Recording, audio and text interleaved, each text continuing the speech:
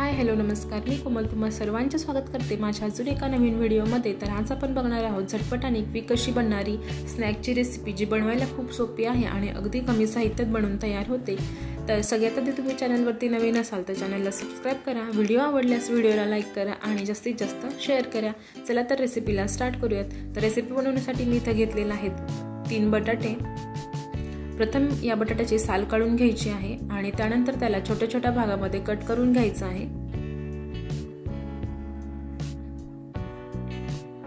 Cut करून घेतलं की त्यानंतर त्याला एकदा स्वच्छ पाण्याने धुवून घ्यायचं आणि त्यानंतर आपल्याला त्याला 15 मिनिटांसाठी शिजवून घ्यायचं आहे।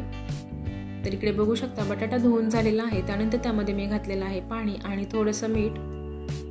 आता आपल्याला हे बटाटे आहेत ते 15 मिनिटांसाठी शिजवून घ्यायचे आहेत। इकडे बघू शकता 15 मिनिटं झालेली आहेत बटाटा पूर्णपणे। आणि आता आपल्याला गरम गरम स्मॅश करून घ्यायचं आहे आणि यामध्ये अजिबात त्याच्या कण राहणार नाहीत किंवा मोठा राहणार नाही याची काळजी घ्यायची आहे। तुम्हाला हवं तर तुम्ही इथे किसूनही घेऊ शकता किंवा अख्खा बटाटाही तुम्ही इथे बॉईल करून किसून घेऊ शकता। तर इकडे बघू शकता व्यवस्थित मी इथे बटाटा आहे तो बारीक करून घेतलेला आहे। त्यानंतर त्यामध्ये घातलेला आहे चवीनुसार मीठ, कॉर्नफ्लोअर। तर इथे मी 1 वाटी कॉर्नफ्लोअर घेतलेला आहे आणि त्यानंतर त्यामध्ये घातलेला आहे 1 चमचा तेल।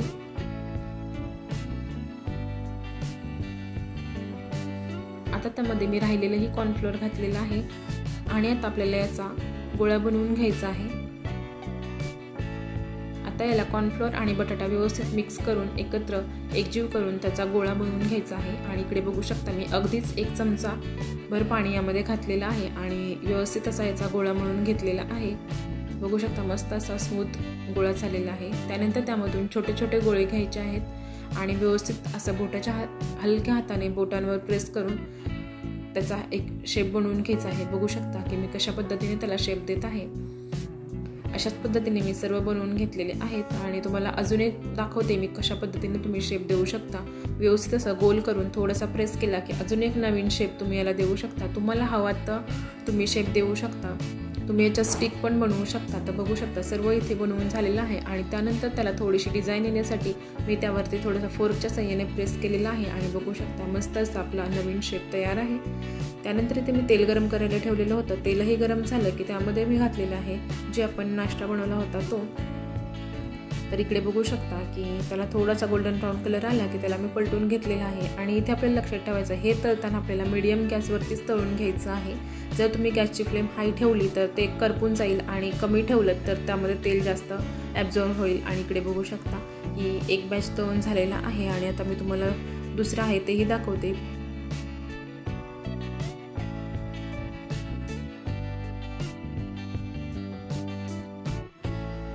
आणि इकडे बघू शकता यालाही छान असा गोल्डन ब्राऊन कलर आलेला आहे आणि मस्त असं तळून तयार आहे। अगदी आकाराने डबल झालेला आहे, मस्त आतपर्यंत हा शिजलेला आहे। तर इकडे बघू शकता मस्त असा आपला नाश्ता तयार आहे आणि तो छान क्रिस्पीही झालेला आहे।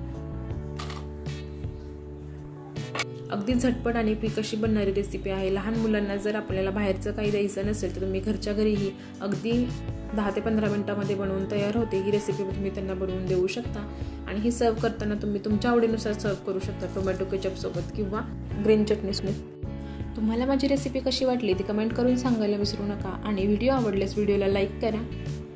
तुम्ही माझा व्हिडिओ शेवटपर्यंत पाहिलात त्यासाठी धन्यवाद। पुन्हा भेटूया अशाच एका छानशा रेसिपी सोबत। थँक्यू।